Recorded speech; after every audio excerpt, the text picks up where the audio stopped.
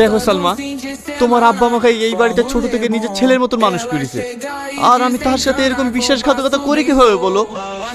এতে বিশ্বাসঘাতকতার কি আছে? আমি তোমাকে ভালোবাসি, তুমি আমাকে বিয়ে করবা, সিম্পল। তুমি আমার কথা বুঝতে পারবে না, আমাকে বাথরুম করতে যেতে হবে, আমি গেলাম।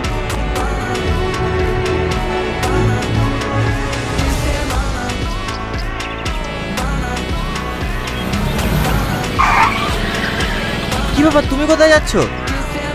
তোমাকে নিতে এসেছি, তাড়াতাড়ি গাড়িতে ওঠো। না না, আমি গাড়ি তুলবো না, লোকে দেখলে কে কি ভাবে বলো তো? কে কি ভাবলো আর কে কি ভাবলো না ওসব আমি দেখতে যাবো। তুমি যে এত কষ্ট করে ব্যাগ নিয়ে হেঁটে যাচ্ছ, এতে আমার কষ্ট হচ্ছে না? তাড়াতাড়ি গাড়িতে ওঠো। কি হলো, ওঠো।